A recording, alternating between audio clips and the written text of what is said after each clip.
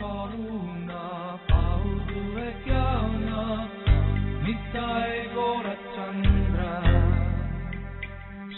ॐ अज्ञानतिमिरन्धस्य ज्ञानाञ्जनशलाकया चक्षुरुन्मिलितं येन तस्मै श्रीगुरुवे नमः। श्रीचैतन्यमनोभीष्टं स्थापितं येन भूतले स्वयं रूपः कदा मह्यं ददाति स्वपदान्तिकं। वन्देऽहं श्रीगुरो श्रीयुतापदकमलं श्रीगुरुन् वैष्णवांश्च श्रीरूपं साग्रजातं सगणरघुनाथान्वितं तं सजीवं साद्वैतं सावधूतं परिजनसहितं कृष्णचैतन्यदेवं श्रीराधाकृष्णपदां सगणललिता श्रीविशाखान्वितांश्च नमो विष्णुपदाय कृष्णपृष्ठाय भूतले श्रीमते भक्तिवेदान्त स्वामिनिति नामिने नमस्ते सारस्वते देवे गौरवाणी प्रचारिणे निर्विशेष शून्यवादी पाश्चात्यदेशतारिणे वाञ्छाकल्पतरुभ्यश्च कृपा सिन्धुभ्य एव च पतितानां पावनेभ्यो वैष्णवेभ्यो नमो नमः। नमो महावदन्याय कृष्णप्रेमप्रदायते कृष्णाय कृष्णचैतन्य नाम्ने गौरत्विषे नमः। पञ्चतत्त्वात्मकं कृष्णं भक्तरूपस्वरूपकं भक्तावतारं भक्ताख्यं नमामि भक्तशक्तिकम्। हे कृष्ण करुणा सिंधु दीनबंधु जगतपते गोपेश गोपिका कांत राधा कांत नमोस्तुते। तप्त कांचन गौरांगी राधे वृंदावनेश्वरी वृषभानुसुते देवी प्रणमामि हरिप्रिये। जय श्री कृष्ण चैतन्य प्रभु नित्यानंद श्री अद्वैत गदाधर शिवासादि गौरभक्तवृंद। हरे कृष्णा कृष्णा कृष्णा हरे हरे हरे राम राम राम हरे हरे। हरे कृष्ण कृष्ण कृष्ण हरे हरे हरे राम राम राम हरे हरे। हरे कृष्ण कृष्ण कृष्ण हरे हरे हरे राम राम राम हरे हरे।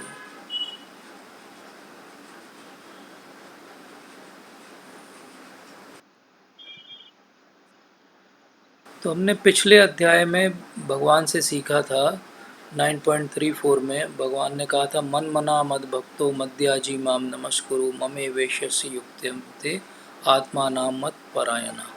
तो भगवान ने यहाँ बताया था कि किसी तरीके से अपना मन जो है मुझे सोचने में लगाओ, मेरे चिंतन में लगाओ।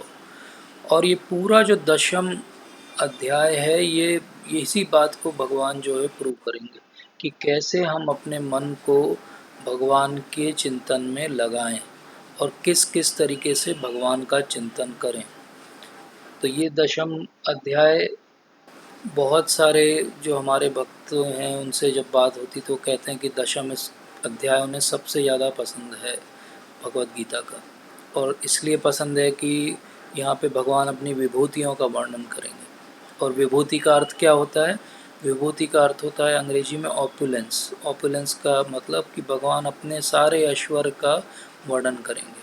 तो पिछले अध्याय में हमने एक चर्चा में बताया था कि ये जो नवम और दशम अध्याय हैं यहाँ भगवान अपना पूरा हृदय जो है खोल के बता रहे हैं कि वो कौन है और अर्जुन से कुछ भी चीज़ वो छुपा नहीं रहे हैं। इसी तरीके से दशम स्कंद में भगवान और इमोशनल हो जाएंगे अपने बारे में बताते बताते और वो अपने बारे में सब कुछ बता देंगे। तो ये अध्याय हम सब के लिए बहुत ही महत्वपूर्ण है जो भक्ति में आगे बढ़ना चाहते हैं। और ये हम सबको क्यों अच्छा लगता है पढ़ने में, इवन जो पहली बार भी भगवत गीता पढ़ता है उसको ये अध्याय पढ़ने में अच्छा लगता है। ऐसा क्यों होता है उसका कारण मैं सबसे अंत में आपको बताऊंगा। पहले पूरा अध्याय हम पढ़ते हैं। तो इस अध्याय को अगर हमें समझना हो तो हम 4 हिस्से में इसको विभाजित कर सकते हैं। पहले हिस्से में भगवान बताएंगे कि कैसे उनको जानना जो है वो असंभव है, लेकिन सेवा के द्वारा ऐसा संभव है। फिर भगवान 10.8 से 10.11 में 4 श्लोक बोलेंगे। ये 4 श्लोकों को चतुर्श्लोकी गीता कहा जाता है। कभी आपके पास समय कम हो और आपको सोचना हो, समझना हो कि कैसे मैं पूरी गीता पढ़ लूँ 5 मिनट में, तो ये 4 श्लोक जो है वो पढ़ सकते हैं आप। और ज़्यादा अच्छा होगा कि ये 4 श्लोक हम याद ही कर लें हमेशा के लिए।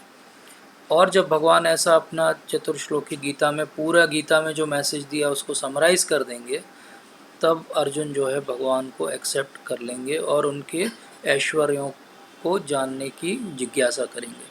और भगवान उसके बाद अपने सारे ऐश्वर्यों को बताएंगे और अंत में उसको समराइज़ भी करेंगे। तो इस तरीके से ये पूरा अध्याय का फ्लो है और बहुत ही इंटरेस्टिंग अध्याय है। ध्यान से सुनिए और आप सभी को बहुत अच्छा लगेगा, ऐसी मेरा प्रयास है। तो पहले श्लोक में श्री भगवान कहते हैं, भूय एव महाबाहो शृणु मे परमं वचः यत्यहं प्रीयमाणाय वक्ष्यामि हित काम्यया। तो श्री भगवान ने कहा कि हे महाबाहु अर्जुन, और आगे सुनो। तो वो अभी बता चुके हैं 9th चैप्टर तक, अब कह रहे हैं और आगे सुनो। यहाँ पे ये ध्यान देना है कि अर्जुन ने कोई प्रश्न अभी पूछा नहीं है, लेकिन भगवान ही अपने इमोशनल फ्लो में कह रहे हैं कि और आगे सुनो। और क्यों सुनो? क्योंकि तुम मेरे प्रिय सखा हो, और क्योंकि एक संबंध है अर्जुन का और भगवान का, इसलिए अर्जुन के लाभ के लिए अब वो ऐसा ज्ञान प्रदान करेंगे जो अभी तक बताए गए सारे ज्ञान से श्रेष्ठ होगा। तो पिछले अध्याय में भगवान ने बहुत गुह्य ज्ञान बताया है, और अब हम आज कह सकते हैं कि उससे भी कुछ गुह्य ज्ञान बचा हुआ था जो आज भगवान हम सबको बताएंगे। लेकिन उसकी क्वालिफ़िकेशन क्या है? उसकी क्वालिफ़िकेशन है कि मेरे प्रिय सखा हो।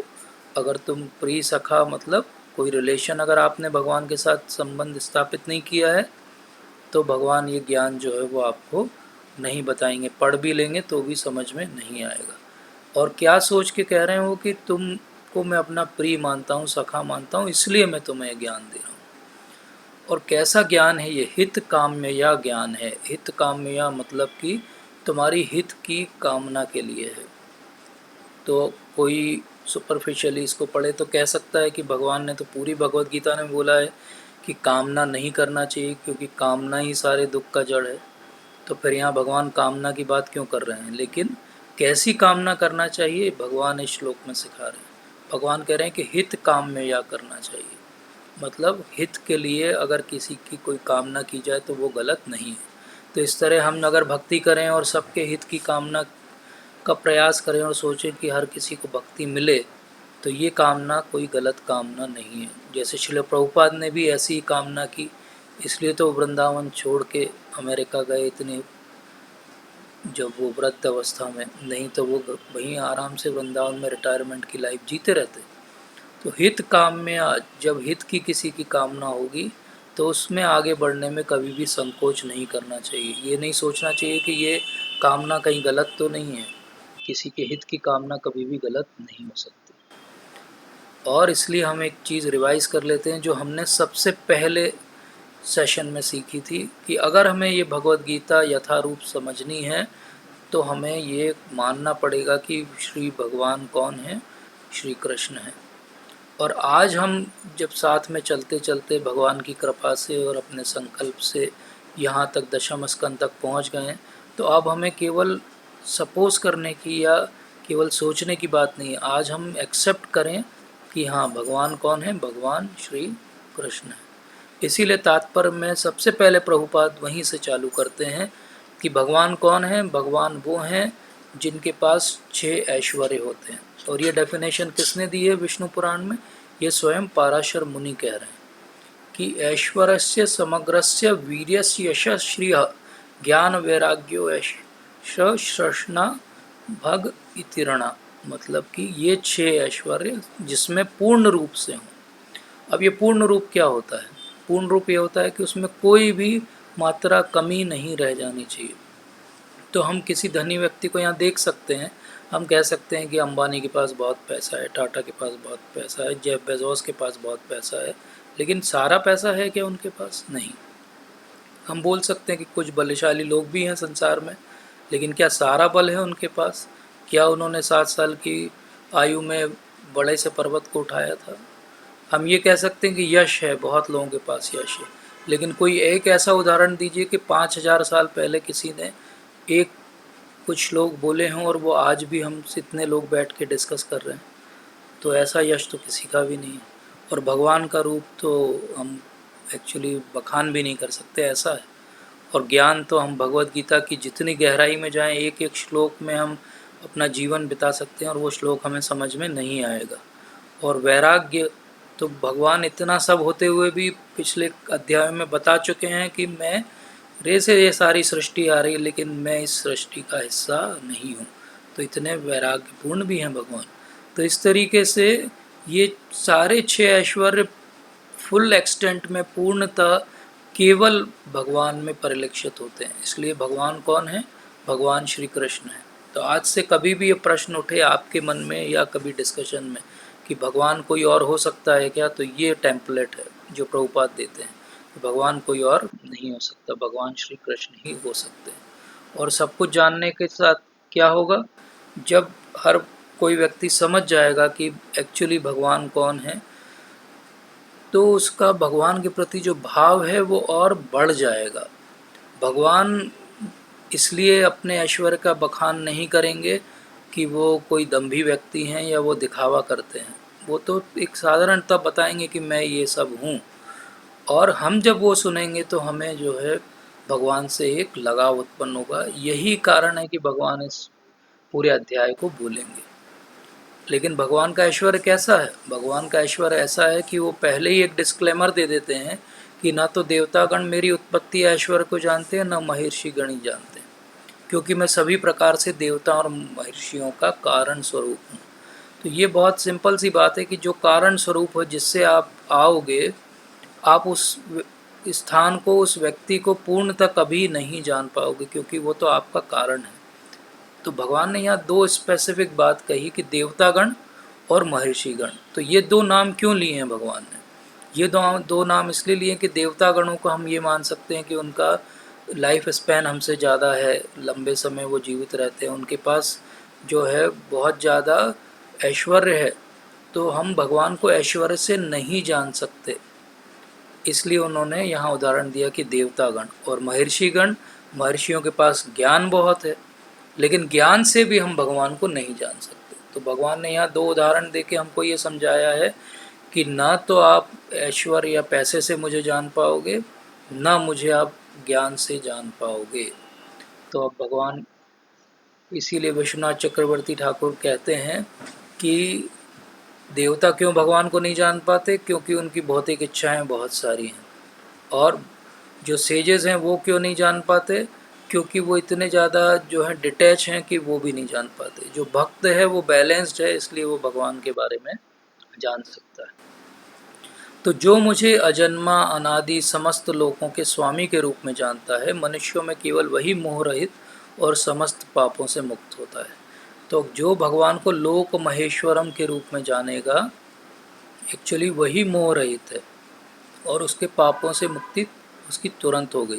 तो कितना आसान है, लोग पापों से मुक्ति करने के लिए क्या क्या प्रयास करते हैं। लेकिन अगर केवल हम भगवान को जानने का प्रयास कर लें, या इतना बस एक्सेप्ट कर लें कि ये जितने लोग हमें दिखते हैं और जिनके बारे में हम पढ़ते सुनते हैं, उन सब के स्वामी एक्चुअली भगवान स्वयं है, अगर इतनी सी बात हम समझ लें तो हमारा कार्य जो है वो हो जाएगा। तो इसीलिए यहाँ ये भी बात कहते हैं बलदेव विद्याभूषण जी अपनी कमेंट्री में कि यहाँ ब्रह्मा की भी बात नहीं हो रही, क्योंकि ब्रह्मा जी जो हैं वो अज हैं, अनबॉर्न हैं, क्योंकि वो डायरेक्टली किसी संसर्ग से उत्पन्न नहीं हुए। लेकिन वो अनादि नहीं है, क्योंकि उनका भी अंत होता है। जैसा हमने पिछले अध्याय में देखा था कि 100 साल की उम्र होती है ब्रह्मा जी की, 311 ट्रिलियन ईयर्स। तो इस तरीके से इस डेफिनेशन में केवल भगवान श्री कृष्ण ही फिट होते हैं। लेकिन फिर भी उनको जानना मुश्किल क्यों होता है? उनको जानना मुश्किल इसलिए होता है क्योंकि वो ऐसी लीलाएं करते हैं कि उनको जानना जो है असंभव हो जाता है। जैसे कि वो वसुदेव और देवकी के पुत्र के रूप में जन्म लेते हैं, और जब वो वृंदावन में लीलाएं करते हैं यशोदा माता के साथ में, तो दामोदर लीला में यशोदा माता उनको बांधने के लिए प्रयास करते करते थक जाती हैं, लेकिन उनको कोई भी ऐसी रस्सी का छोर नहीं मिलता जिससे वो भगवान को बांध सकें। हमेशा 2 अंगुल जो है वो छोटी पड़ जाती है रस्सी। जबकि वहीं पे भगवान जो है कमर में एक धागा ब्लैक कलर का जो बच्चों को बांधा जाता है वो बांधे हुए हैं, और वो धागा भी यशोदा माता ने ही बांधा था। तो ये इनकंसीवेबल है कि भगवान जब चाहते हैं तो बंध भी जाते हैं, और जब नहीं बंधना चाहते हैं तो वो सबको परेशान कर देते हैं और अंत में लेकिन बंध भी जाते हैं। तो ये भगवान की जो अचिंत्य शक्ति है इसको हमें समझना पड़ेगा। तो सर्वलोक महेश्वर, भगवान पहले भी कह चुके हैं कि सब लोगों का महेश्वर मुझे जानना पड़ेगा। तो जो कुछ भी हमें दिख रहा है और एक साधारण व्यक्ति के रूप में उनकी लीलाएं दिख रही हैं, लेकिन वो सर्वलोक महेश्वर हैं। जैसे कि भगवान अर्जुन के सारथी बनने के लिए तैयार हो गए। अब ये फिर उनकी एक अचिंत्य जो है वो शक्ति है और गुण है कि वो सारथी बनने के लिए तैयार हैं, लेकिन वो हैं कौन? वो सर्वलोक महेश्वर है। इसीलिए भगवान को समझने के लिए क्या करना पड़ेगा? पहले कुछ क्वालिटीज़ डेवलप करनी पड़ेंगी, और वो क्वालिटीज़ भी कहाँ से आएंगी? भगवान से स्वयं ही आएंगी। इसलिए भगवान एक लिस्ट देते हैं 4थे और 5वें श्लोक में कि किस तरीके से क्वालिटीज़ जरूरी हैं। बुद्धि, ज्ञान, संशय तथा मोह से मुक्ति, क्षमा भाव, सत्यता, इंद्रिय निग्रह, मन निग्रह, सुख तथा दुख, जन्म मृत्यु, भय अभय, अहिंसा, समता, तुष्टि, तप, दान, यश तथा अपयश, जीवों के ये विविध गुण मेरे द्वारा ही उत्पन्न हैं। तो जो भी गुण हमें दिखाई देते हैं वो भगवान के द्वारा ही उत्पन्न है। तो सबसे पहले भगवान ने अपनी विभूतियों में ये समझाया कि जीवों के अंदर आपको कुछ भी अट्रैक्टिव लगे, आपको लगे कि किसी का ज्ञान बहुत है, या किसी में सत्यता बहुत है, या कोई बहुत अच्छे से इंद्रिय और मन निग्रह कर पा रहा है, कोई जन्म मृत्यु से डरता नहीं है, अभय है, अहिंसा है, समता है, तो ये सब गुण जो है भगवान के द्वारा ही दिए गए हैं। ये गुण और कहीं से नहीं आ सकते। तो ये जो सारे गुण हैं ये सत्व गुण की श्रेणी में आते हैं, और प्रभुपाद कहते हैं कि ये सारे सत्व गुणी जो गुण हैं ये व्यक्ति के अंदर होंगे तभी जो है वो भगवान को जान पाएगा। तो कई लोग हमसे प्रश्न पूछते हैं कि भगवान के बारे में आप जो है हमें विस्तार से बताइए, या भगवान का कोई एविडेंस दीजिए, या भगवान को सामने ला के खड़ा कर दीजिए। तो भगवान ने पहले स्पष्ट कर दिया कि स्क्रीनिंग टेस्ट क्या है। स्क्रीनिंग टेस्ट है कि ये क्वालिटीज़ आप अपने अंदर डेवलप करिए। अगर हम अपने अंदर ये क्वालिटीज़ डेवलप करेंगे, ये गुण लाएंगे, तो हम सत्व गुण और सत्व गुण के परे जाने के लिए सक्षम होंगे, और जब हम सक्षम होंगे तो हम भगवान के दर्शन भी कर पाएंगे। और इसीलिए भगवान स्पष्ट कर देते हैं कि सप्त ऋषिगण, उनके भी पूर्व 4 अन्य महर्षि और सारे मनु सब मेरे मन से उत्पन्न है, और विभिन्न लोकों में निवास करने वाले सारे जीव उनसे अवतरित होते हैं। तो पहले उन्होंने गुणों के बारे में बताया, अब वो ओरिजिन के बारे में बता रहे हैं कि जो भी चीज़ का ओरिजिन है वो मेरे पास से आ रहा है, और ये जो भी आपको लगता है कि आपकी उत्पत्ति के कारण है, चाहे वो मनु हो, चाहे वो सप्त ऋषिगण हो या महर्षि हो, ये सब भी जो है मेरे विभिन्न Recording in progress. ये सब भी भगवान के मन से ही उत्पन्न है। तो विभिन्न लोकों में निवास करने वाले सारे जीव जो हैं वो उनसे ही अवतरित होते हैं, ये भगवान यहाँ पे स्पष्ट कर देते हैं। और जो मेरे इस ऐश्वर्य तथा योग से पूर्णतः आश्वस्त है वह मेरी अनन्य भक्ति में तत्पर होता है, इसमें तनिक भी संदेह नहीं है। तो अगर आप वस्तुतः भगवान के ऐश्वर्य और योग को जान लोगे और आश्वस्त हो जाओगे तो आप उनकी अनन्य भक्ति में लग जाओगे, इसमें कोई संशय नहीं है। तो बात यह है कि इतने सारे अलग अलग भगवान के रूप हैं जो अलग अलग धर्मों में पूजे जाते हैं, अलग अलग भगवान के नाम हैं, और सबको लगता है कि हमें जो है वो अल्टीमेट नॉलेज मिला हुआ है। और हर, चाहे आप बाइबल पढ़ो चाहे आप कुरान पढ़ो, तो उसमें आपको मिलेगा कि गॉड इज़ ग्रेट। ये बहुत कॉमन सी सेइंग है, जैसे जब वो नमाज़ पढ़ते हैं तो कहते हैं अल्लाहू अकबर, इसका अर्थ ही ये होता है कि गॉड इज़ ग्रेट। और हम भी हमेशा बोलते हैं कि पुरुषोत्तम है भगवान, ग्रेट है। तो ये क्या है, ग्रेटनेस क्या है? तो बहुत सारे लोग जानते हैं कि गॉड इज़ ग्रेट, बट बहुत कम लोग ये जानते हैं कि how great is our God.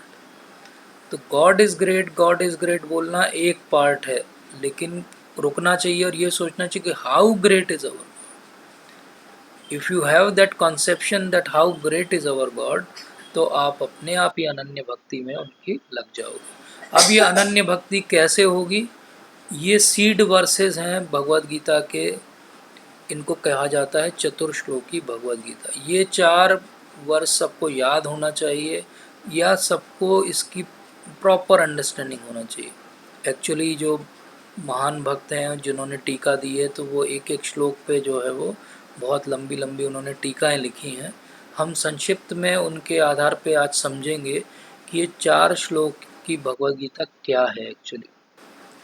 तो भगवान को जानने के लिए हमें ऐसा समझिए 3 सीढ़ी चढ़नी पड़ती है। वो 3 सीढ़ी को कहा जाता है संबंध, अभिधेय और प्रयोजन। इनफैक्ट ये जो कॉन्सेप्ट है संबंध, अभिधेय और प्रयोजन का, ये वेदों में दिया गया है। और हम अपने रोज़मर्रा जीवन में भी देखें तो किसी भी व्यक्ति से अगर हमें कोई रेसिप्रोकेशन करना हो, तो हमें यही 3 वे से उसके पास जाना पड़ता है। तो पहला वे होता है संबंध, मतलब कि हमारा उनके साथ कोई संबंध बनेगा। जैसे मान लीजिए कोई बिज़नेस करता है, तो उसको अगर किसी के साथ कोई बिज़नेस डील करनी है तो पहले उसको संबंध बनाना पड़ेगा, अपना इंट्रोडक्शन देना पड़ेगा, उसके बारे में समझना पड़ेगा। तो ये हो गया संबंध या रिलेशनशिप बिल्डिंग। अभिधेय का अर्थ हो गया कि क्या आपको बेसिकली करना है। मान लो आपको कुछ सामान उसको भेजना है, तो ये हो गया आपका अभिधेय, जो आदान प्रदान होगा वो। पर एक्चुअली ये सब करना क्यों है? संबंध, अभिधेय और प्रयोजन। तो इस पूरी एक्सरसाइज का, बिजनेस का प्रयोजन क्या है? प्रयोजन है कि आपको कुछ जो है लक्ष्मी, कुछ मनी मिलेगी वहाँ से। तो इस तरीके से संबंध, अभिधेय और प्रयोजन। भगवान से भी अगर हमें जुड़ना है तो इसी तरह जुड़ना पड़ेगा, ये हमारे आचार्यों ने समझाया। पहला स्टेप है संबंध। संबंध का श्लोक है 8वां श्लोक, जहाँ भगवान ये बताते हैं कि मैं समस्त आध्यात्मिक तथा भौतिक जगतों का कारण हूँ। प्रत्येक वस्तु मुझसे ही उद्भूत है। जो बुद्धिमान या भली भांति जानते हैं वे मेरी प्रेमा भक्ति में लगते हैं तथा हृदय से पूरी तरह मेरी पूजा में तत्पर होते हैं। भगवान इस बात को रिपीट कर रहे हैं। तो अहम सर्वस्य प्रभो मत्ता सर्वम प्रवर्तते इति मत्वा भजन्ते माम बूढ़ा भाव समन्विता। तो इस तरीके से भगवान यहाँ कह रहे हैं कि सबका कारण स्वरूप कौन है? भगवान है। और अगर हम बुद्धिमान हैं तो हमारी डेफिनेशन बुद्धिमान की आजकल क्या हो गई है कि किसने कितना पढ़ा हुआ है, किसके पास कितनी डिग्री है। लेकिन भगवान की डेफिनेशन बुद्धिमान की क्या है? बहुत सिंपल है। वो अगर इस एक लाइन को जानता है तो वो बुद्धिमान है, कि सब कुछ जो हम मुझे दिख रहा है और जो नहीं भी दिखता है वो सब भगवान से आया है। और अगर मैं इसको जानता हूँ तो मैं क्या करूँगा? उनकी प्रेमा भक्ति में लगूँगा और पूरी तरीके से उनकी पूजा में तत्पर हो जाऊँगा। तो संबंध के लिए क्या होना चाहिए? ऐश्वर्य का ज्ञान होना चाहिए। अगर भगवान के ऐश्वर्य का ज्ञान हमें अच्छे से है तो हमें सरेंडर करने में, भगवान के शरणागत होने में कोई भी हिचकिचाहट नहीं होगी या कभी डाउट नहीं आएगा। जैसे भगवान ने पिछले अध्याय में कहा था योगक्षेमम वहाम्यहम्, तो हमें डाउट कभी नहीं आएगा क्योंकि हमने संबंध को अच्छे से समझा है। प्रॉब्लम आजकल ये है कि हमने संबंध ही भगवान से एस्टैब्लिश नहीं किया है। हमारा संबंध ही इतना कच्चा होता है कि जब जीवन में बड़ी परेशानी आती है तो तुरंत डाउट आने लगता है कि भगवान सच में होते हैं कि नहीं होते हैं, कहीं एक कपोल कल्पित कल्पना तो नहीं है, केवल कविताएं तो नहीं है, झूठ तो नहीं बोल रहे हैं लोग। तो हमारा तो डाउट उस बेसिक लेवल पे चला जाता है कि हम भगवान की पूजा करना बंद कर देते हैं। मैंने कई लोगों को देखा है, परेशानी आने पे वो एथीस्ट हो जाते हैं, बोले इतनी परेशानी आ रही, मैं बहुत मंदिर जाता था, मंदिर नहीं जाऊंगा। तो ये गलत सोच है, क्योंकि हमारा संबंध का ज्ञान पर्याप्त नहीं था। तो भगवान के साथ संबंध भगवान के बारे में सुन के होगा। और भगवान के बारे में सुनने के लिए क्या करना पड़ेगा? हमें शास्त्रों का अध्ययन करना पड़ेगा, और इसी को कहा जाता है बुद्धि योग। तो फिर इसके बाद भगवान कहते हैं कि मेरे शुद्ध भक्तों के विचार मुझ में वास करते हैं, उनके जीवन मेरी सेवा में अर्पित रहते हैं और वे एक दूसरे को ज्ञान प्रदान करते तथा मेरे विषय में बात करते हुए परम संतोष तथा आनंद का अनुभव करते हैं। तो ये है अभिधेय कि हमें करना क्या है। हमने जान लिया कि भगवान से सब कुछ आ रहा है, भगवान सब वस्तुओं के स्रोत हैं और हमें भगवान के साथ में एक रिलेशनशिप बनाना चाहिए। जब ये समझ लिया तो फिर अगला प्रश्न उठता है कि ठीक है, हमने ये समझा है कि रिलेशनशिप बनाना चाहिए, लेकिन अब और आगे क्या करना है? तो क्या करना है? सेवा करना है, उनकी सेवा में अर्पित हो जाना है भगवान के। और दूसरों को भगवान के बारे में ज्ञान प्रदान करना है। बहुत सारे लोग हैं जो सेवा करते हैं, अपने लेवल पे करते हैं, अपने घर में करते हैं, लेकिन जब ज्ञान प्रदान करने की बारी आती है तो पीछे हट जाते हैं। लेकिन भगवान स्पष्ट कह रहे हैं कि अगर मेरे बारे में आप कथयंतस बातें नहीं करते हो, एक दूसरे को ज्ञान नहीं देते हो, तो आप जो है भक्त की श्रेणी में नहीं आते। शुद्ध भक्त का अर्थ क्या है कि पूरी तरीके से मत चित्ता मत गता प्राणा, जिसका मन मुझ में रम गया है और जिसका जीवन मुझ में अर्पित हो गया। अब वो दूसरों को उपदेश भी देंगे, आपस में बैठ के भक्त लोग बात भी करेंगे तो केवल भगवान की बात करेंगे। और कैसी बात करेंगे? हम भी कभी कभी भगवान की बात करते हैं, कभी कभी तो भगवान को अब्यूजिव लैंग्वेज भी बोल देते हैं लोग। लेकिन कैसी बात करनी, भगवान यहाँ स्पष्ट कह रहे हैं, ऐसी बात करनी है कि बात करते करते परम संतोष और आनंद का अनुभव हो जाए। तो जिसके साथ आप भगवान के बारे में बात करो और उनकी बात सुन के अगर आपको परम संतोष और आनंद का अनुभव हो जाए, मतलब वो शुद्ध भक्त है। तो हमें भी भगवान के बारे में ज्ञान दूसरों को देना है और उनके बारे में बात करते हुए परम संतोष और आनंद का अनुभव करना है। एक्चुअली हम जब भक्ति में और गहराई में जाएंगे तो हमें समझ में आएगा कि परम संतोष और आनंद केवल भगवान के बारे में चर्चा करके आता है। कहीं और पूरे संसार में हम कितना भी भटक लें, हमें ना संतोष मिलेगा कहीं, ना आनंद मिलेगा। थोड़ा बहुत सुख मिल सकता है। तो ये सुख और आनंद में अंतर क्या होता है, उसको ऐसे समझना चाहिए कि किसी व्यक्ति का हम जैसे टॉर्चर करते हैं, ऐसा अगर किसी को पकड़ लें और उसका सिर बार बार दीवार में मारते रहें और बेचारे को बहुत दर्द का अनुभव हो रहा हो और हम बीच में 2 मिनट के लिए उसको छोड़ दें, तो उस समय जो उसको अनुभव होता है उसको बोलते हैं सुख। ये जितना भौतिक सुख है, भौतिक जितना भी हमें मिलता है वो ऐसा ही है कि 2 दुखों के बीच का जो पॉज है उसको हम सुख समझते हैं। लेकिन भगवान के बारे में जब हम चर्चा करते हैं तो जो संतोष और आनंद मिलता है वो आनंद का लेवल ही कुछ और ही है। वो जिसको अनुभव होगा वही समझ सकता है, इसीलिए भगवान यहाँ अनुभव की बात करते हैं। तो ये बहुत इम्पॉर्टेंट श्लोक है हम सबके लिए कि अगर शुद्ध भक्त हम अपने आप को बनाना चाहते हैं तो भगवान की सेवा करें, भगवान के बारे में सबको ज्ञान प्राप्त दें, उनके विषय में बात करें, और जब हृदय में संतोष और आनंद होने लगे जिस दिन, तो हम समझ लें कि हम शुद्ध भक्त बन रहे हैं। और फिर प्रयोजन, भगवान कैसे रेसिप्रोकेट करेंगे? हमने तो ठीक है भगवान के साथ में एक संबंध भी बना लिया, हमने भगवान के बारे में सबको बताना भी चालू कर दिया, अब भगवान कैसे रेसिप्रोकेट करेंगे इसको कहते हैं प्रयोजन। तो प्रयोजन क्या है? जो प्रेम पूर्वक मेरी सेवा करने में निरंतर लगे रहते हैं उन्हें मैं ज्ञान प्रदान करता हूँ जिसके द्वारा वे मुझ तक आ सकते हैं। तो बहुत स्पष्ट भगवान ने फिर कह दिया कि प्रेम पूर्वक मेरी सेवा करनी पड़ेगी, भजताम, भक्ति करना पड़ेगी। कैसे करना पड़ेगी? प्रीति पूर्वकम। अगर प्रीति पूर्वकम भजताम भक्ति करेंगे, और कैसी करनी पड़ेगी? ये भी सतत करनी पड़ेगी। एक दिन कर ली, 2 दिन कर ली, फिर भूल गए, अरे माला ही नहीं हो रही हमसे, तो ऐसा नहीं चलेगा। प्रेम पूर्वक सेवा, निरंतर, ये 3 वर्ड याद कर लीजिए, प्रेम पूर्वक सेवा और निरंतरता। जब हमारे जीवन में ऐसा समय आ जाएगा कि निरंतर हम भगवान की सेवा में लगे रहेंगे और उनके बारे में ही चिंतन करते रहेंगे, तो ऑटोमेटिकली भगवान ज्ञान प्रदान कर देंगे जिससे हम भगवान के पास जा सकते हैं। तो कई बार लोग कहते हैं जो सो कॉल्ड ज्ञानी हैं, जैसे मायावादी हैं, जो बहुत ज़्यादा ग्रंथों का अध्ययन करते हैं, श्लोकों को याद करते हैं, वो कहते हैं कि भक्त लोग क्या है, भक्त लोगों को तो कुछ नहीं आता है, हमको तो न्याय आता है, हमको तो इतने सारे अलग अलग शास्त्र आते हैं, और भक्तों को क्या आता है? कुछ नहीं आता है। तो ऐसे ही चैतन्य महाप्रभु जब बनारस में थे तो वहाँ पे भी एक थे प्रकाशानंद सरस्वती। वो जब चैतन्य महाप्रभु को देखते थे कि वो रोड पे निकले हैं, संकीर्तन करते हुए डांस कर रहे हैं, भाव में हैं, और हजारों का हुजूम उनको फॉलो कर रहा है, तो ये सो कॉल्ड ज्ञानी को लगता था कि अरे इनसे तो मैं अच्छा हूँ, इन्होंने संन्यास लिया लेकिन ये तो डांस कर रहे हैं, गाना गा रहे हैं और भाव में हैं, और देखो मैं तो रोज़ जो है शास्त्रों का अध्ययन कर रहा हूँ। तो वो एक बार जब महाप्रभु से उनकी भेंट वार्ता हुई तो उन्होंने पूछा कि आपने संन्यास लिया है तो आप ये सब क्यों करते हो, आपको भी हमारे जैसे ज्ञान प्रदान ज्ञान के लिए आपको भी शास्त्रों का अध्ययन करना चाहिए।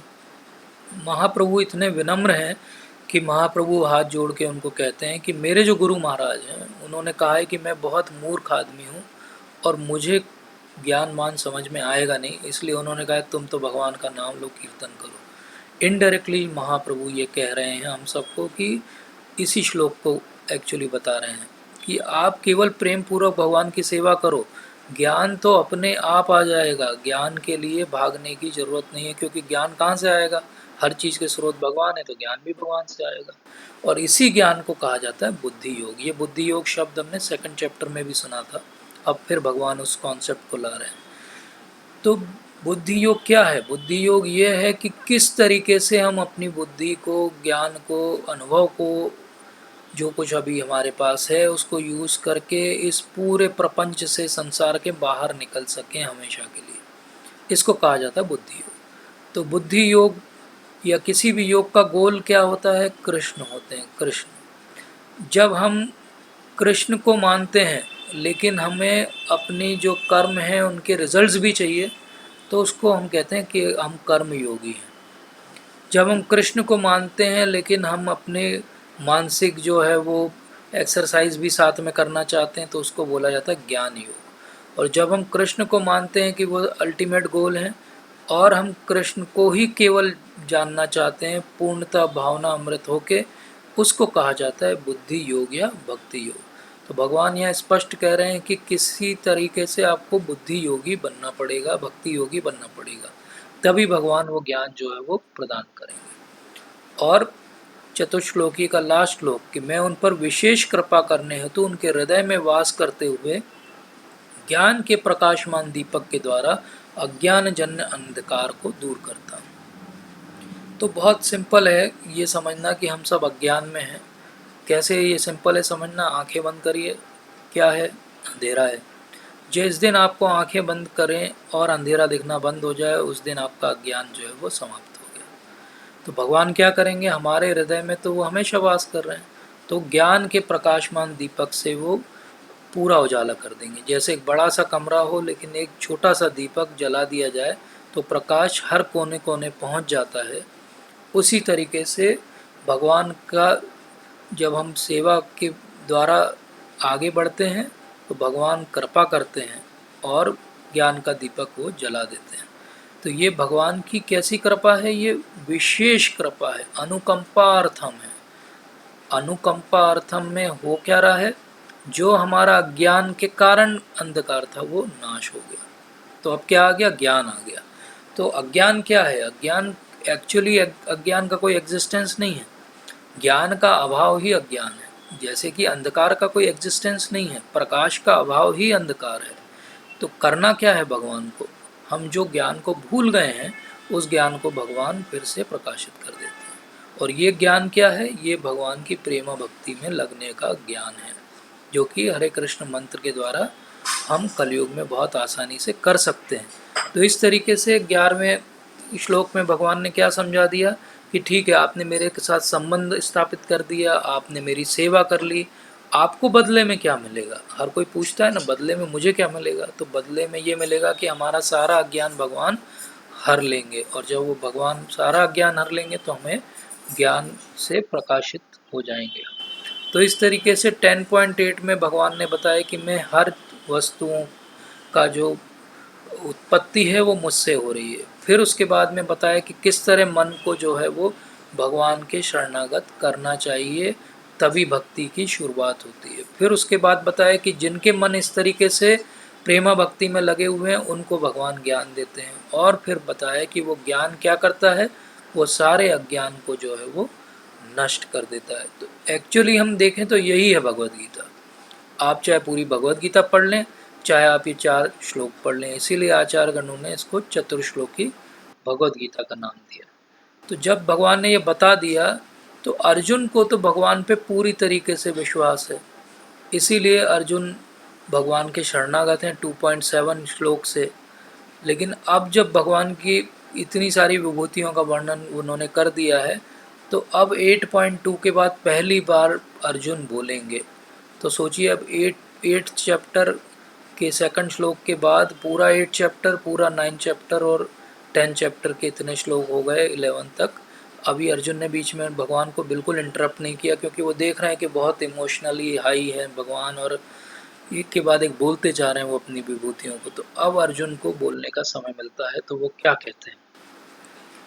अर्जुन कहते हैं, आप परम भगवान हैं, आप परम धाम हैं, आप परम पवित्र हैं, परम सत्य हैं, आप नित्य दिव्य आदि पुरुष अजन्मा महानतम हैं।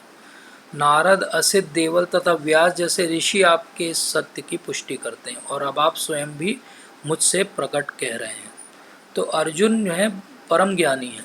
अर्जुन गुरुकुल के पढ़े हुए हैं और अपने समय के सबसे प्रख्यात धनुर्धर हैं और भगवान के परम सखा भी हैं। तो वो भगवान के बारे में आप समझ गए कि आप परम भगवान हो, आप परम ब्रह्म हो, परम धाम हो, पवित्रम, परम पवित्र हो, परम सत्य हो, सब कुछ जो है वो आप हो। और ये अर्जुन अपने मन से नहीं कह रहे हैं। कोई कह सकता है कि ये तो फ्लैटरी कर रहे हैं, चापलूसी कर रहे हैं, ऐसा नहीं है। इसीलिए वो कोट कर देते हैं तुरंत कि नारद, असिल, देवल और व्यास जैसे ऋषि भी आपके सत्य की पुष्टि करते हैं। तो एक्चुअली भगवत गीता जो है महाभारत के भीष्म पर्व का हिस्सा है। अगर आप भीष्म पर्व को पढ़ेंगे तो भीष्म पर्व के अंदर नारद मुनि, असित, देवल, व्यास ये सारे जो ऋषि हैं भगवान के बारे में स्तुति करते हैं अलग अलग जगह, और वहाँ पे भगवान के बारे में स्पेसिफिक ये पॉइंट बोलते हैं कि वो परम भगवान हैं और परम पवित्र हैं। तो इस तरीके से अर्जुन को ये बात पता है कि बड़े बड़े ऋषिगण भी जो है वो भगवान कौन है इसके बारे में कहते हैं, और इसकी सत्य की पुष्टि आज भगवान के मुख से स्वयं अर्जुन के सामने हो गई। तो अर्जुन ये रियलाइज़ कर गए कि भगवान जो है पुरुषोत्तम है, सबसे उत्तम है। और क्यों सबसे उत्तम है? क्योंकि हमने पहले भी समझा है कि भगवान को समझने की 3 सीढ़ियाँ हैं, और सबसे नीचे की सीढ़ी जो है ब्रह्म के रूप में भगवान को समझना है, दूसरी सीढ़ी परमात्मा के रूप में भगवान को समझना है, और तीसरी सीढ़ी जो है पूर्ण पुरुषोत्तम भगवान के रूप में भगवान को समझना है। तो क्योंकि पुरुषोत्तम क्यों है? क्योंकि भगवान के रूप में जब हम भगवान को समझते हैं तो वो सबसे पूर्ण ज्ञान है, इसलिए पुरुषोत्तम है। भूत भावन इसलिए है क्योंकि जैसा भगवान ने भी अभी कहा कि हम सर्वस्व प्रभु, तो सब कुछ कहाँ से आ रहा है? सबके सीड गिविंग एंटिटी फादर कौन है? वो भगवान स्वयं है, सुप्रीम कंट्रोलर हैं, सब देवताओं के भी देवता हैं और जगत के पति हैं। हे कृष्ण, आपने मुझसे जो कुछ कहा उसे मैं पूर्णतः सत्य मानता हूँ। हे प्रभु, न तो देवतागण न असुरगण ही आपके स्वरूप को समझ सकते हैं। तो ये भगवान भी पहले कह चुके हैं, अब अर्जुन भी कह रहे हैं कि देवता असुरगण कोई भी आपके स्वरूप को नहीं समझ सकता है। हे परम पुरुष, हे सबके उद्गम, हे समस्त प्राणियों के स्वामी, हे देवों के देव, हे ब्रह्मांड के प्रभु, निसंदेह एकमात्र आप ही अपने को अपनी अंतरंगा शक्ति से जानने वाले हैं। तो ये बहुत स्पष्ट हो गया कि भगवान को केवल भगवान ही जानते हैं और कोई भी भगवान को पूर्णतः नहीं जान सकता है, क्योंकि सबके उद्गम है। और जैसा अभी भगवान ने भी बताया कि अगर आप से किसी चीज़ का उद्गम हो रहा है तो वो आने वाली चीज़ आपको कभी भी पूरी तरह से नहीं समझ पाएगी। कृपा करके विस्तार पूर्वक मुझे अपने उन देवी ऐश्वर्यों को बताएं जिनके द्वारा आप इन समस्त लोकों में व्याप्त हैं।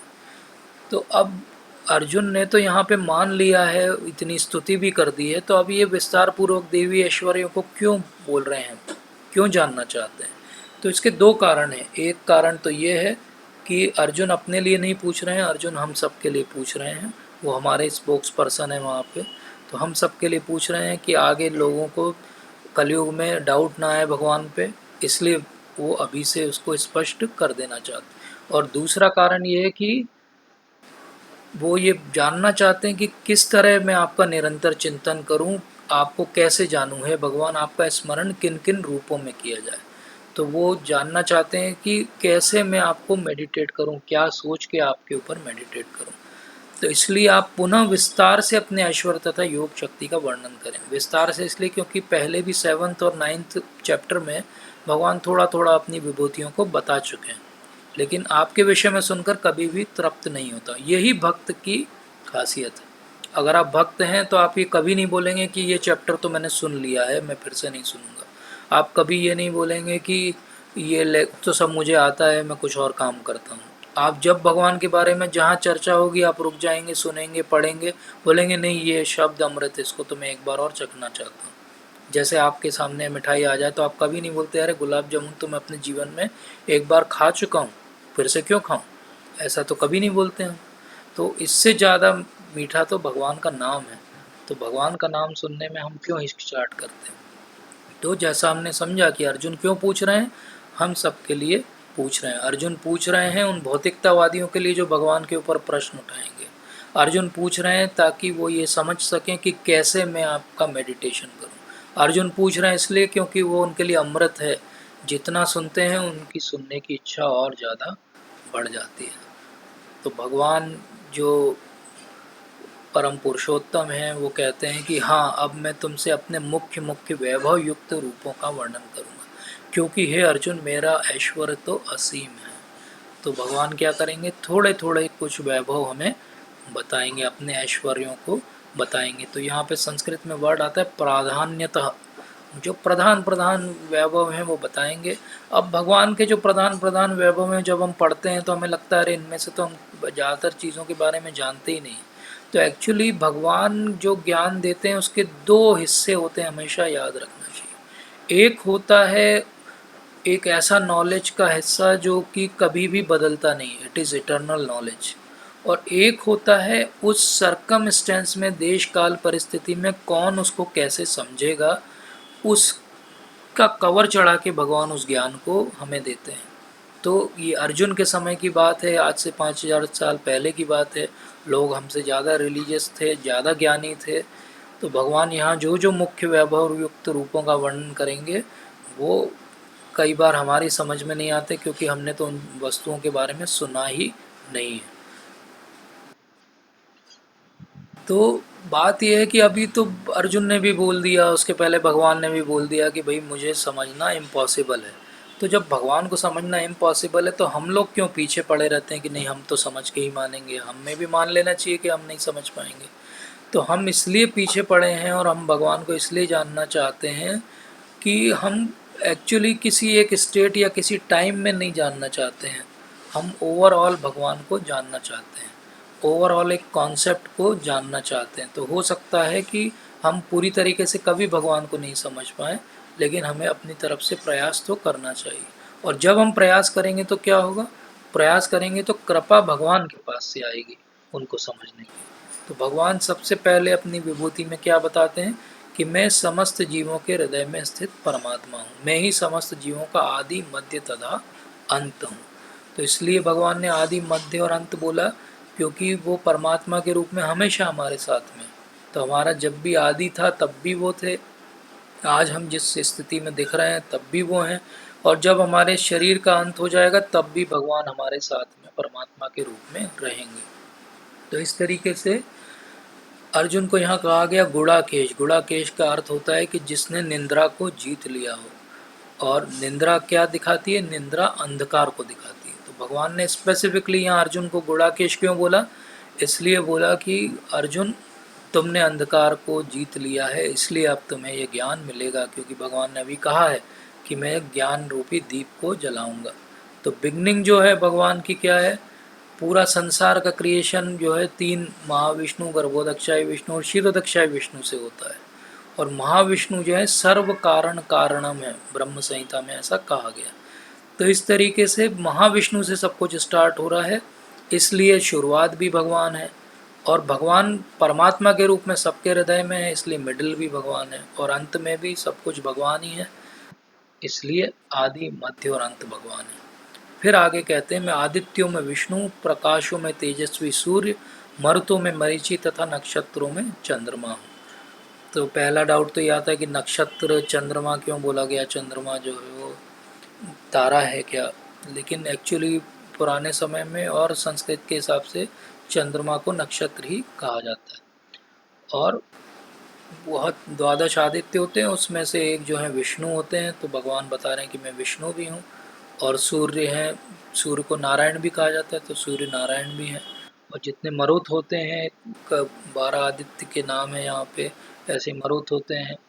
तो इन सब के बीच में क्यों भगवान कह रहे हैं कि मैं स्पेसिफिक कोई एक एंटिटी हूँ, क्योंकि उस पर्टिकुलर सबसेट में जो सबसे प्रोमिनेंट और सबसे अट्रैक्टिव है वो भगवान है।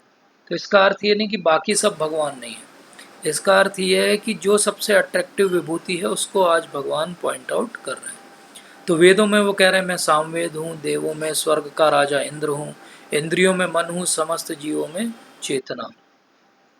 तो सारे वेदों में सबसे बड़ा वेद माना जाता है सामवेद को, क्योंकि सामवेद में देवता हैं वो भगवान की स्तुति कर रहे हैं। और सारे देवों में सबसे महान माना जाता है राजा इंद्र को, क्योंकि वो सारे देवताओं के ऊपर शासन करते हैं। इसी तरह सारे इंद्रियों में मन है जो कि शासन करता है, मन ही जो है हमें यहाँ से वहाँ भगाता रहता है। और इसी तरह समस्त जीवों में जीवनी शक्ति है, क्योंकि अगर जीवन ही नहीं रहेगा तो जीव का कोई रहने का उद्देश्य ही नहीं बनेगा। तो इस तरीके से सबसे प्रोमिनेंट जो चीज़ है वो भगवान है। समस्त रुद्रों में शिव हूँ, यक्षों तथा राक्षसों में संपत्ति का देवता कुबेर हूँ, वसुओं में अग्नि हूँ और समस्त पर्वतों में मेरु हूँ। समस्त रुद्रों में शिव हूँ, यहाँ ये समझना है कि शिव जो है कॉमन नाउन भी है और प्रॉपर नाउन भी है। तो समस्त रुद्र मतलब रुद्र के टाइप्स होते हैं, उसमें से एक रुद्र जो है वो शिव होते हैं। तो ऐसे 11 रुद्र होते हैं और 11 रुद्र में 5वें नंबर पे शिव आते हैं। इसी तरीके से यक्षों और राक्षसों में संपत्ति के देवता कुबेर हैं, क्योंकि वो इन सब के जो है प्रजापति जैसे हैं, सब इन्हीं के पास जाते हैं जितने यक्ष और राक्षस हैं। और सारे वसुओं में जो है वो अग्नि हूँ और समस्त पर्वतों में मेरु हूँ। मेरु पर्वत सोने का बना हुआ हजारों योजन फैला हुआ एक पर्वत है, तो इसलिए भगवान ने कहा कि मैं समस्त पर्वतों में मेरु हूँ। हे अर्जुन, मुझे समस्त पुरोहितों में मुख्य पुरोहित बृहस्पति जानो, मैं ही समस्त सेना नायकों में कार्तिकेय हूँ और समस्त जलाशयों में समुद्र हूँ। तो सारे जो पुरोहित होते हैं उनमें से सबसे महान जो पुरोहित हैं वो बृहस्पति हैं, क्योंकि वो देवताओं के पुरोहित हैं। इसी तरह सारे सेना नायकों में कार्तिकेय सबसे फायर लीफ लड़ते हैं, अजेय हैं, इसलिए वो कार्तिकेय हैं। और समस्त जलाशय में समुद्र हैं, क्योंकि समुद्र से बड़ा कोई भी जलाशय नहीं होता है। तो इस तरीके से बृहस्पति जो है देवताओं के पुरोहित हैं और कार्तिकेय जो है सेना नायक हैं सारे देवताओं के, और सारे जलाशय में सबसे बड़ा जो होता है वो समुद्र है। सारे महर्षियों में भृगु हूँ, वाणी में दिव्य ओंकार हूँ, समस्त यज्ञों में पवित्र नाम का कीर्तन हूँ तथा समस्त अचलों में मैं हिमालय हूँ। तो सारे महर्षियों में भृगु महर्षि जो है वो सबसे प्रसिद्ध हैं। भृगु महर्षि के बारे में हम सबको वो कथा पता है कि किस तरीके से उन्होंने परीक्षा ली थी तीनों देवों की, और उसमें उन्होंने देखा कि जो भगवान श्री कृष्ण हैं वो जो हैं सबसे परम पद के अधिकारी हैं, क्योंकि उन्होंने बिल्कुल भी विचलित हुए बिना अपना कर्तव्य किया। और उन्होंने तो भृगु महर्षि से पूछा कि आपके पैर में चोट तो नहीं लगी, क्योंकि मेरा हृदय बहुत कठोर है। वाणी में दिव्य ओंकार है, क्योंकि भगवान ओम जो है वो सबसे प्राइमोर्डियल साउंड है और वहाँ से सारी सृष्टि का सृजन होता है। समस्त यज्ञों में भगवान कह रहे हैं कि पवित्र नाम का कीर्तन हो। तो इस तरीके से हम जो कीर्तन रोज करते हैं या जप करते हैं हरे कृष्ण महामंत्र का, वो भी भगवान ने यहाँ पे मेंशन किया कि सारे यज्ञों में सबसे महान यज्ञ क्या है, जप यज्ञ है। और हिमालय जो है सबसे अचल है, तो हिमालय से अचल कुछ भी नहीं। मैं समस्त वृक्षों में अश्वत्थ वृक्ष हूँ, देव ऋषियों में नारद हूँ, मैं गंधर्वों में चित्ररथ हूँ और सिद्ध पुरुषों में कपिल मुनि हूँ। सारे वृक्ष जो हैं वो आते हैं, बीच से उगते हैं और समाप्त हो जाते हैं समय के साथ में, लेकिन अश्वत्थ वृक्ष ऐसा है जो कभी भी समाप्त नहीं होता, क्योंकि उसकी जड़ें ऊपर से नीचे आती हैं और अलग अलग जो है उसके ब्रांचेस डेवलप होती रहती हैं। तो वो एक तरीके से इनफाइनाइट वृक्ष है। इसी तरह सारे देव ऋषियों में नारद हूँ। अगर हम भागवतम पढ़ेंगे या कोई भी पुराण पढ़ेंगे तो हमें समझ में आएगा कि सब को भक्त बनाने में सबसे अग्रणी जो हैं वो नारद मुनि हैं। तो नारद मुनि देव ऋषि हैं और भगवान कह रहे हैं कि वो मैं स्वयं हूँ। इसी तरह सारे गंधर्वों में जो चित्ररथ हैं वो सबसे अच्छा गाते हैं, और इसलिए भगवान कह रहे हैं कि मैं चित्ररथ हूँ। और सिद्ध पुरुषों में कपिल मुनि हूँ। जितने सिद्ध लोग हैं सांख्य योग के प्रतिपादक हैं कपिल मुनि, और भगवान के शक्तिवेश अवतार हैं। तो इस तरीके से हम देखते हैं कि भगवान ये कह रहे हैं कि सारी बड़ी बड़ी विभूतियाँ कहीं भी आपको दिखाई दें तो वो मैं हूँ। अब जैसा मैंने कहा कि ये उस देश काल परिस्थिति के हिसाब से भगवान उदाहरण दे रहे हैं। हो सकता है इस समय अगर वो आते और उदाहरण देते तो उदाहरण थोड़े से बदल जाते। वो चित्ररथ की जगह कोई बड़े रॉक स्टार का नाम लेते और सिद्ध पुरुषों में किसी बहुत बड़े साइंटिस्ट का नाम ले लेते। अर्थ ये है कि जहाँ भी कोई विभूति किसी व्यक्ति में दिख रही तो ये नहीं सोचना चाहिए कि उस व्यक्ति की है। ये विभूति कहाँ से आई है? भगवान से आई है। जैसे नारद का अर्थ क्या होता है? द मतलब देना। तो जो स्पिरिचुअलिटी, नर का अर्थ होता है मैनकाइंड को स्पिरिचुअलिटी दे, उनको कहा जाता है नारद। तो जो आध्यात्म सिखाए वो नारद है। और चित्ररथ जो है अर्जुन के फ्रेंड हैं और अर्जुन को उन्होंने अज्ञातवास के समय गाना सिखाया था। घोड़ों में मुझे उच्च श्रवा जानो, जो अमृत के लिए समुद्र मंथन के समय उत्पन्न हुआ था। गजराजों में मैं ऐरावत हूँ तथा मनुष्यों का राजा हूँ। तो सारे घोड़े जो हैं उनमें सबसे महान जो घोड़ा है वो उच्च श्रवा है, जो कि इंद्र के पास में रहता है। और गजराजों में ऐरावत है और मनुष्यों में भगवान ने कहा कि वो राजा हैं। तो ये क्यों कहा भगवान ने? क्योंकि पहले राज ऋषि हुआ करते थे और राज ऋषियों का उदाहरण भगवान दे रहे हैं कि मैं जो राज ऋषि के रूप में अगर प्रजा के ऊपर शासन करता है तो वो ऐसा मैं राजा हूँ। हथियारों में मैं वज्र हूँ, गायों में सुरभि हूँ, संतति उत्पत्ति के कारणों में प्रेम का देवता कामदेव तथा सर्पों में वासुकी हूँ। तो इसी तरह हथियारों में जो सबसे बड़ा हथियार है वो वज्र है, गायों में जो सबसे महान गाय हैं वो सुरभि हैं और सर्पों में जो है वो वासुकी हैं। अनंत अनेक फलों वाले नागों में अनंत हूँ, जलचरों में वरुण देव हूँ, पितरों में आर्यमा हूँ और नियमों के निर्वाहकों में मैं मृत्युराज यम हूँ। तो यमराज जो हैं उनसे ज़्यादा नियम का कोई पालन नहीं करता। वो समय पे बिल्कुल उनके यमदूत आ जाते हैं और व्यक्ति को ले जाते हैं, 1 मिनट का समय भी नहीं देते हैं। तो अनेक फणों वाले नागों में भगवान अनंत शेष हैं और जलचरों में जो हैं वो वरुण देव हैं। तो इस तरीके से यहाँ की सारी विभूतियाँ बताने के बाद अब भगवान कहते हैं कि दैत्यों में कौन है वो? दैत्यों में वो भक्तराज प्रहलाद हैं। और दमन करने वालों में मैं काल हूँ, पशुओं में मैं सिंह हूँ और पक्षियों में गरुड़ हूँ। तो गरुड़ से तेज कोई नहीं उड़ सकता है और भगवान के वाहन हैं वो। पशुओं में तो हम कहते हैं जंगल का राजा कौन होता है? सिंह होता है। दमन करने वालों में काल क्यों हूँ? क्योंकि अंत में काल के द्वारा हर चीज़ का दमन हो ही जाता है। कोई कितना भी अपने आप को स्ट्रांग समझता हो, समय के साथ वो वृद्ध होता है और उसकी शक्तियाँ क्षीण होती है और उसे समझ में आता है कि असलियत में वो कुछ भी नहीं कर सकता है और एक दिन उसकी मृत्यु हो जाती है। तो इस तरीके से किसी का भी दमन करने का कोई कितना भी प्रयास करे या ना करे, काल तो हर किसी का दमन करने ही वाला है। तो भगवान से सबकी मीटिंग होने वाली है। बस बात ये है कि हमको कैसे उनसे मीटिंग करना है। भगवान काल के रूप में हम सबको आखिरी में मिलेंगे और हाय बोलेंगे। क्या हम आखिरी में हरे कृष्णा बोल के भगवान के धाम जाएंगे? ये हमें खुद डिसाइड करना है। तो इसलिए भगवान यहाँ पे सबका उदाहरण दे रहे हैं। समस्त पवित्र करने वालों में मैं वायु हूँ, शस्त्रधारियों में मैं राम हूँ, मछलियों में मगर हूँ तथा नदियों में गंगा हूँ। गंगा नदी सबसे पवित्र नदी है, भगवान के चरणों से आई है और शिव जी ने उसको धारण किया हुआ है, इसलिए भगवान गंगा नदी का उदाहरण दे रहे हैं। वायु कैसे पवित्र करती है? कहीं कितनी भी दुर्गंध हो, अगर वायु चल रही है, क्रॉस वेंटिलेशन है, तो थोड़े समय में वहाँ पे दुर्गंध चली जाएगी, तो वो हर किसी को पवित्र कर देती है। और शस्त्रधारियों में राम हूँ, तो यहाँ पे एक अंडरस्टैंडिंग ये है कि राम जो हैं उनका जो बाण है वो कभी वेस्ट नहीं गया आज तक। अगर उन्होंने कहीं तीर चलाया तो वो कुछ ना कुछ काम तो करेगा, अपने टारगेट पे लगेगा।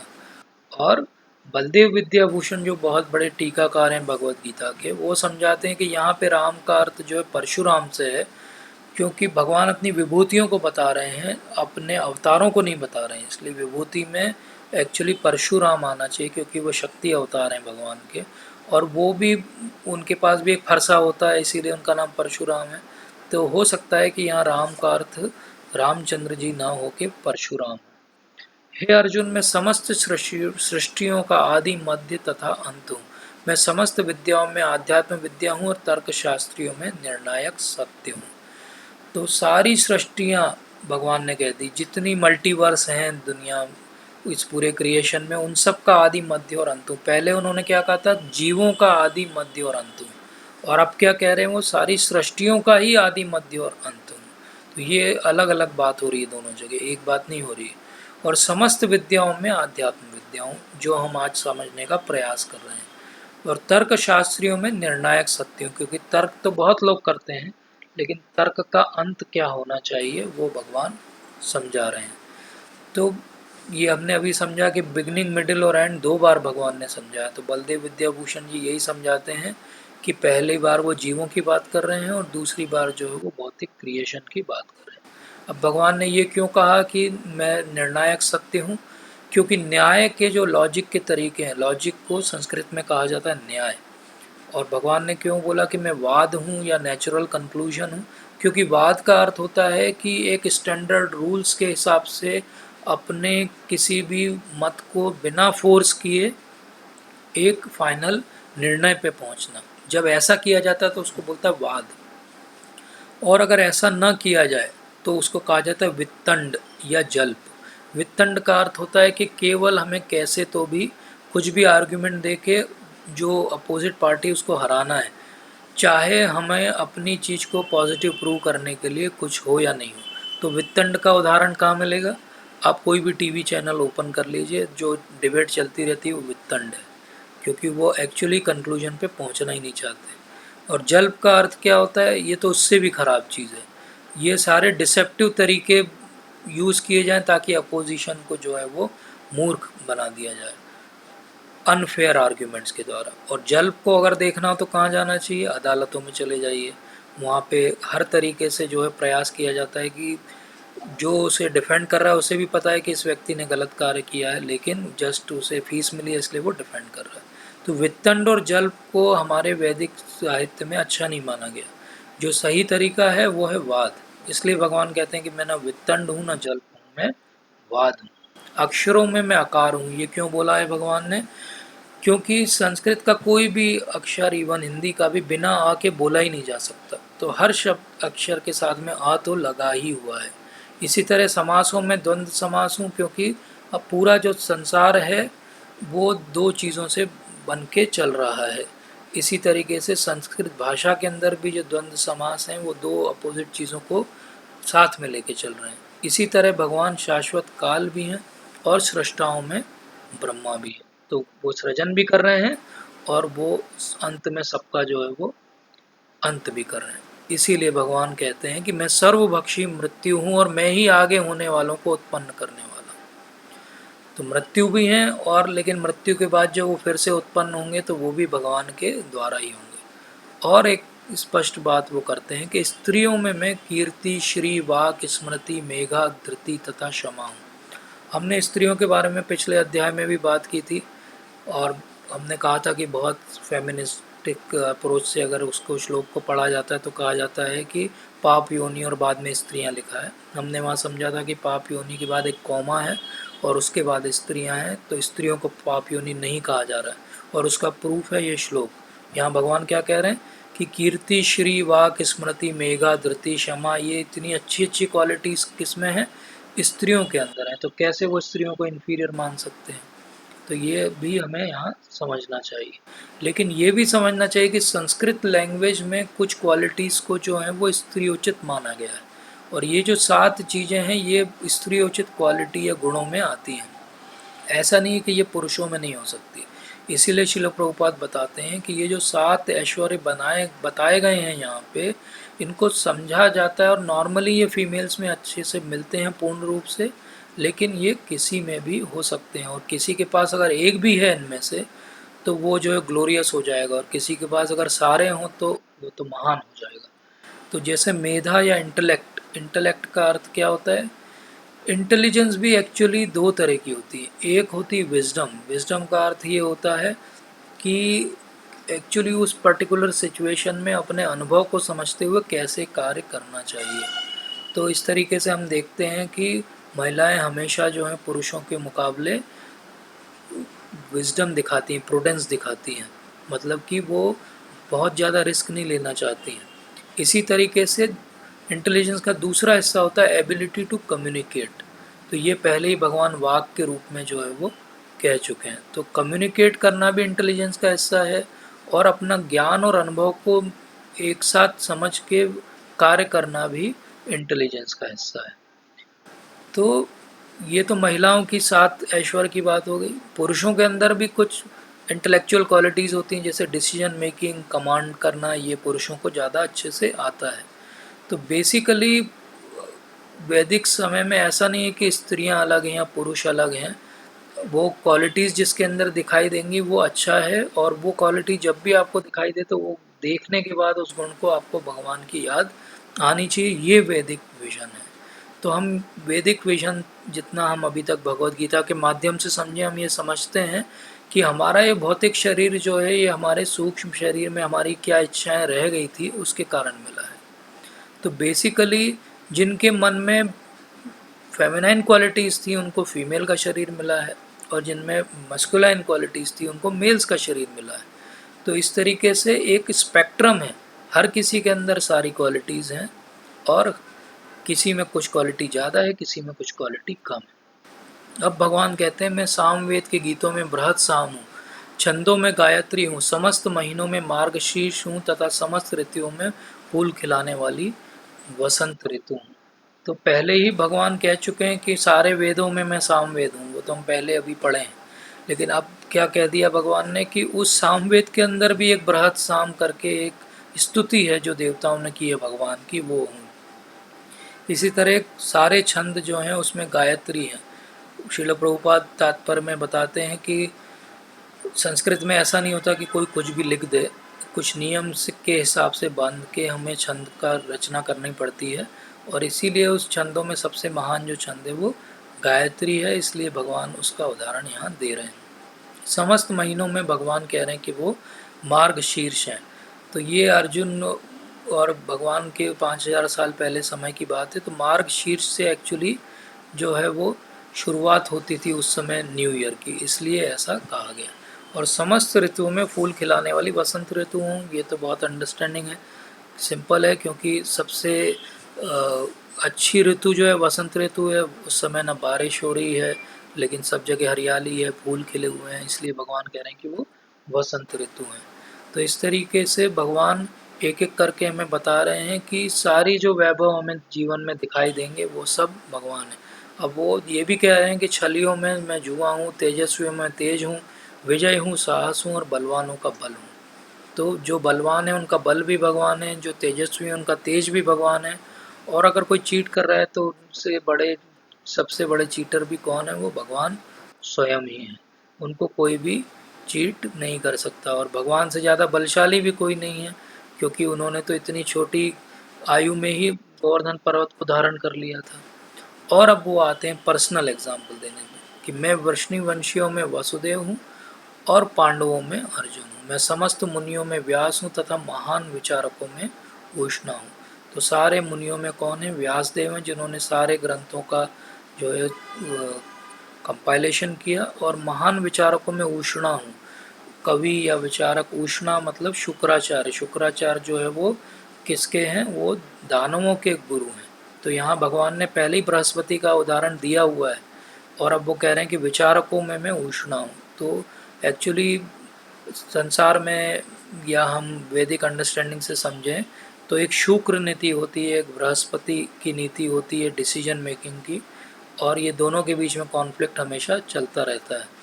जो शुक्राचार्य की नीति है वो ये कहती है कि हमें अगर कोई रिजल्ट चाहिए तो उसके लिए गलत मीन्स भी यूज़ करने पड़े तो चलेंगे।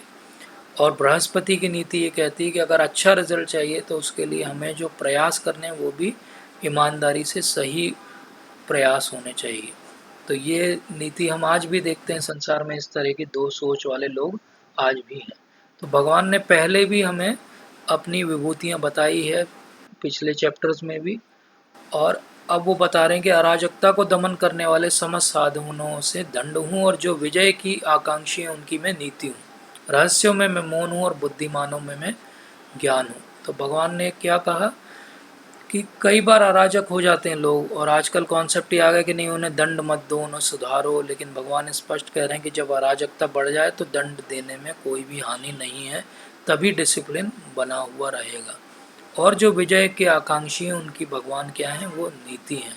विजय के जो आकांक्षी हैं उनको नीति के आधार पर चलना चाहिए। तो अभी हमने जो दो नीति की बात की थी कि एक शुक्राचार्य की नीति है और एक बृहस्पति की नीति है, लेकिन सही नीति क्या है? बृहस्पति की नीति। भगवान ने ये क्यों कहा कि रहस्यों में मैं मौन हूँ?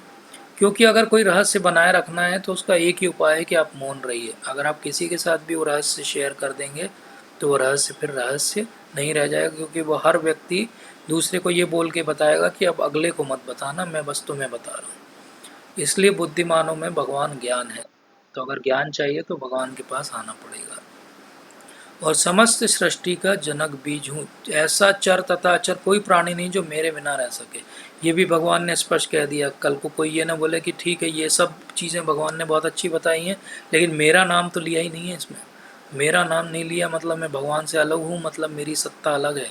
तो ऐसा नहीं है। भगवान ने स्पष्ट कह दिया, चर अचर कोई भी प्राणी भगवान के बिना नहीं रह सकता। सब कोई भगवान से ही आए हैं और भगवान सबके स्रोत हैं।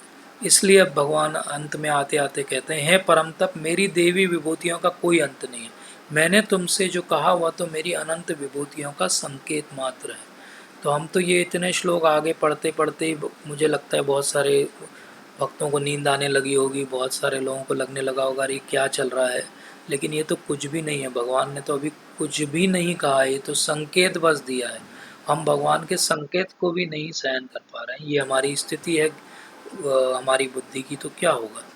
तुम जान लो कि सारा ऐश्वर्य, सौंदर्य तथा तेजस्वी सृष्टियां मेरे तेज के एक स्फुलिंग मात्र से उद्गत है।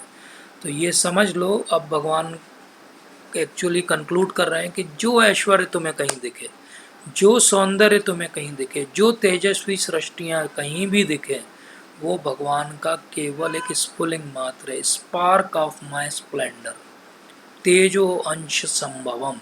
मतलब जैसे बहुत तेज अग्नि जल रही हो, दावाग्नि, और उसमें से एक छोटी सी चिंगारी हो। उस छोटी सी चिंगारी से भगवान ने ये सारा ऐश्वर्य, सौंदर्य और सृष्टियों का सृजन कर दिया है। और फिर अंत में बोलते हैं, अरे लेकिन ये सब विशद ज्ञान की आवश्यकता क्या है? एक्चुअल बात तो ये है कि मैं एक अंश मात्र से संपूर्ण ब्रह्मांड में व्याप्त होकर इसको धारण करता हूँ।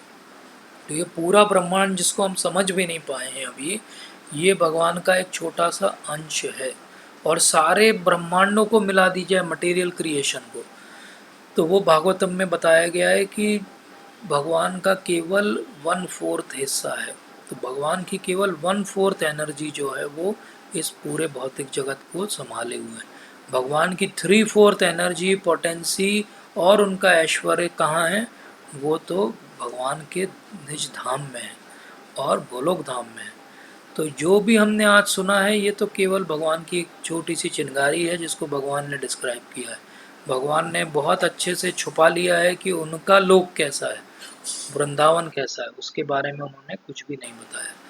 तो भगवान स्वयं भगवान है और स्वयं भगवान पुरुष अवतार के रूप में 3 अवतार लेते हैं। एक महाविष्णु जो कर्णोदक्षाई विष्णु कहे जाते हैं, गर्भोदक्षाई विष्णु, एक क्षीरोदक्षाई विष्णु। तो ये 3 पुरुष अवतार के रूप में स्वयं भगवान जो है वो रहते हैं। क्षीरोदक्षाई विष्णु परमात्मा के रूप में हम सबके हृदय में है। गर्भोदक्षाई विष्णु वो हैं जिनकी नाभि से कमल उगता है और ब्रह्मा जी की सृष्टि होती है। और ये जो कमल की नाल है, इस कमल की नाल के अंदर पूरे ब्रह्मांड का सृजन होता है। और महाविष्णु वो हैं जिनके केवल दृष्टिपात से और केवल सांस लेने और आँख खोलने बंद करने से इस पूरे संसार का सृजन भी हो जाता है और उसका पूरा विनाश भी हो जाता है। तो हमने पिछली बार देखा था कि ब्रह्मा जी की आयु भी अनंत काल से कंपेयर करें तो सीमित है, 311 ट्रिलियन ईयर्स, 40 बिलियन ईयर्स। तो इतनी कम आयु है ब्रह्मा जी की। उतनी देर में महाविष्णु केवल एक श्वास लेते हैं बस। तो ये अनंत काल का समय है।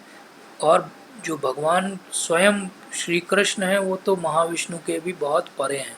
ये तो केवल उनके एक प्लेनरी पोर्शंस हैं। तो आज की हमारी जो भी हमने बात समझने का प्रयास किया उसका कंक्लूजन क्या है उसको थोड़ा सा समझते हैं। तो क्यों भगवान कृष्ण की सेवा करें, क्यों भगवान की पूजा करें?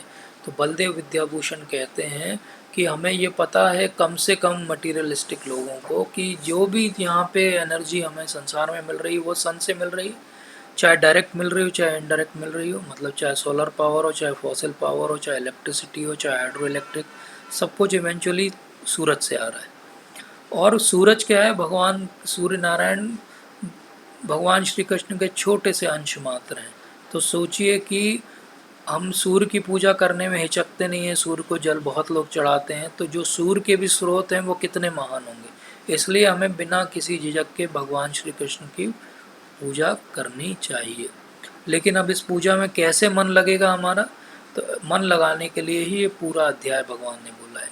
विभूति और सुप्रीमेसी, भगवान की विभूति को जाने और भगवान की परम सत्ता को जाने, ये दो चीज़ जान लेंगे तो हम भगवान में मन लगा पाएंगे। और जब भगवान में मन लगाने की शुरुआत करेंगे तो पहली सीढ़ी आएगी संबंध, उस सीढ़ी से हम भगवान के प्रति रिलेशनशिप बनाएंगे। फिर अगली सीढ़ी आएगी अभिधेय, कि हमें क्या ऐसे कार्य करना चाहिए कि हम भगवान से इस संबंध को और प्रगाढ़ कर पाएँ, और क्यों प्रगाढ़ करना है उसका अंत जो है वो प्रयोजन है। तो इस तरीके से चतुर्श्लोकी भगवद गीता में भगवान इन तीनों चीज़ों को अच्छे से समझाते हैं। तो हाईएस्ट डिवोशनल परफेक्शन या भगवान का संग प्राप्त करने के लिए हमें क्या करना पड़ेगा, ये भी भगवान ने इस अध्याय में बता दिया कि जप यज्ञ हैं भगवान सारे यज्ञों में, तो हमें भी जप यज्ञ करना पड़ेगा। और चतुर्श्लोकी में भगवान ने कह दिया कि निरंतर करना पड़ेगा, सततम करना पड़ेगा। तो सतत जो हरे कृष्ण कृष्ण कृष्ण हरे हरे, हरे राम राम राम हरे हरे करेंगे, उनको भगवान ज्ञान का दीप जलाएंगे।